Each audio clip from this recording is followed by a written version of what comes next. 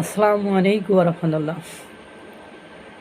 রাত থেকে শুরু করে রাত পার করে ভোর হয়ে গিয়েছে।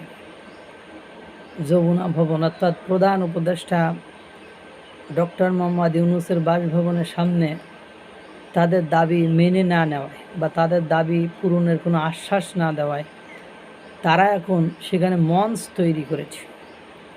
এই মঞ্চ তৈরি হচ্ছে অনেক দিন ধরে। এর আগে শাহবাগে হয়েছিল, সেখানে ভাড়া করে কিছু লোকটোক নিয়ে আসছিল। শহীদরা আহতরা, শহীদ ফ্যামিলি আহতরা সেখানে এসেছিল, কিন্তু সাধারণ জনগণের উপস্থিতি সেখানে ছিল না। এই কিছু ছাত্রদের যারা রাজনীতি করে বা রাজনীতি করবে ভবিষ্যতে এরকম প্ল্যান প্রোগ্রাম, তারা ছাড়া ওখানে কেউ উপস্থিত ছিল না। সেখান থেকে দেখলো যে আমরা কোনো রেসপন্স পাচ্ছি না, সাড়া পাচ্ছি না, না বিএনপির নিকট থেকে, না জামাত ইসলামের নিকট থেকে, না হেফাজতের নিকট থেকে, না চরমনায় হাত পাকার পীরদের নিকট থেকে। সেখানে তারা কী করলো, 100 দিনের একটি আলটিমেটাম দিল। ওই চ্যাপ্টার সেখানেই চুকে গেল। সেখানেও এরকম মঞ্চ তৈরি করে, ওই যে হাদিরা, ইনকিলাব মঞ্চের হাদিরা সেখানে কিন্তু দীর্ঘদিন ছিল।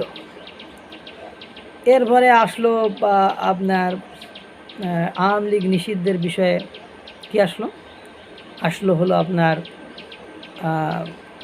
শুক্রবারে জাতীয় ঈদগাহ, জাতীয় মসজিদ বাইতুল মোকাররমের দক্ষিণাঞ্চলে তারা আওয়ামী লীগ নিষিদ্ধের দাবি জানিয়ে তারা 2 তারিখে একটা মিছিল বা এখানে একটা বিক্ষোভ সমাবেশ বা মিছিল সেখানে করেছিল।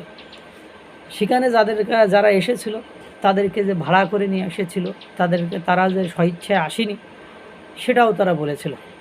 সেখানেও আওয়ামী লীগ নিষিদ্ধের বিষয়ে অনেক কথাবার্তা বলেছে, অনেক হুঙ্কার দিয়েছে, কিন্তু সরকারের পক্ষ থেকে তিলঅর্ধ তাদের কোনো সাড়া দেওয়া হয়নি। এরপরে রাষ্ট্রপতি আব্দুল হামিদ সাহেব উনি চলে গেলেন। চলে যাওয়ার পরে আবার নতুন করে প্রধান উপদেষ্টা ডক্টর মোহাম্মদ ইউনূসের বাসভবনের সামনে গেলেন। সেখানে যে কি করলেন, সেখানে যে ওনারা স্লোগান দিলেন, পুলিশ সেনাবাহিনী সেখানে আসলো। এক পর্যায়ে হয়তো বা পুলিশ সেনাবাহিনীর সাথে তাদের কম্প্রোমাইজ হয়েছে, তাদের সাথে কি কথাবার্তা হয়েছে, হওয়ার পরে পুলিশ সেনাবাহিনী হয়তো বা দূরে অবস্থান করছে। ওরা ওখানে আবার একটা মঞ্চ করছে, সেখানে স্লোগান দিচ্ছে যে আমার ভাই কবরে, লিক কেন বাইরে, একটা লিক ধর, ধীরা ধীরে জেলে ভর, মানে ব্যান্ডেড আওয়ামী লীগ, ব্যান্ডেড আওয়ামী লীগ, এইসব স্লোগান দিচ্ছে। অর্থাৎ রাত পার হয়ে ভোর হলো, তাদের ডাকে সাড়া দিল না কেউ। সাড়া দেওয়ার উপায় যে নেই, বোঝে না তারা যে শিশু, এরা যে শিশু, এরা যে বোঝে না যে এ সরকারের পক্ষে আর কোনোভাবে আওয়ামী লীগকে নিষিদ্ধ করা সম্ভব নয়, এটা তারা কোনোভাবে বোঝে না। এবং আরও সম্ভব হয়তো ওই যে জুলাই গণঅভ্যুত্থানের সময় যখন হাজার হাজার লাখ লাখ জনগণ সে যেভাবে হোক তারা এসে উপস্থিত হয়েছিল, কিন্তু দীর্ঘ 5-6 মাসে তাদের ডাকে তাদেরই ছাত্র জনতা আর সাড়া দেয় না। কারণ তারা জুলাই গণঅভ্যুত্থানের সময় যে বৈষম্য ব্যবস্থা যেগুলো কথা বলেছিল, সেটা আমাদেরও চাওয়া ছিল যে আমরা বৈষম্য চাই না, বৈষম্যহীনও। কিন্তু দুর্ভাগ্য হলেও সত্য যে জুলাই গণঅভ্যুত্থানের 5ই আগস্টের পরে ধীরে ধীরে মুখোশ উন্মোচিত হলো, সত্য প্রকাশিত হলো। তারা যে আসলে তাদের স্বার্থের জন্য কাজ করেছে, দেশের জনগণের জন্য নয়। এই 8-9 মাসে জনগণের জন্য একটা কাজ করেছে, সেটা আপনারা দেখাইতে পারবেন না। তারা শুধু পড়ে আছে আওয়ামী লীগ নিষিদ্ধ করো, এরে বিচার করো, ওরে ধরো, ওরে মারো, ওরে কাটো। এত যে জিনিসপত্রের দাম বাড়লো, ভ্যাট বাড়লো, দেশ এখন মহা বিপদে। করিডোর দেওয়া না দেওয়া, এদিকে ভারতের চাপ, ওদিকে মায়ানমারের চাপ, এদিকে রোহিঙ্গার অনুপ্রীত, ওদিকে পুশিন, এসব নিয়ে ওদের বক্তব্য কখনো শুনেছেন? তারা পড়ে আছে যে আওয়ামী লীগ নিষিদ্ধ নিয়ে। আওয়ামী লীগ নিষিদ্ধ করলাম, হয়ে গেল, মনে করো হয়ে গেল।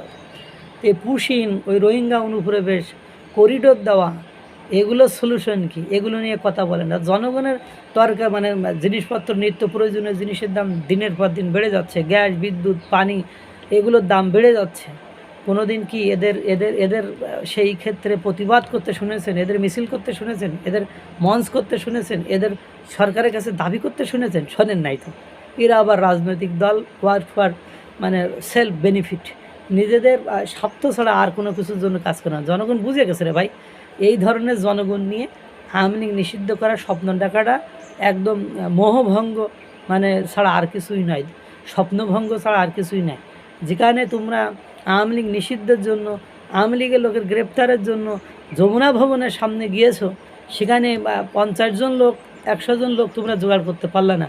আর সেখানে আইবি রহমানের বাড়িতে গতকাল রাতে পুলিশ অভিযান ছিলেন, হাজার হাজার জনগণ, হাজার হাজার জনগণ সেখানে উপস্থিত হয়েছে, পুলিশকে অবরুদ্ধ করে ফেলেছে। বুঝছো বাবা? আর এই দলকে তোমরা নিষিদ্ধ করতে চাও। এসব বাদ দিয়ে আমি বলছিলাম ভালো রাজনীতি, সুস্থ রাজনীতি, অংশগ্রহণমূলক রাজনীতি, গণতান্ত্রিক রাজনীতি, এগুলো করলে কাজ হইতো। আল্লাহ তাআলা সকলকে ভালো রাখুক, সুস্থ রাখুক। আসসালামু আলাইকুম ওয়া রাহমাতুল্লাহ।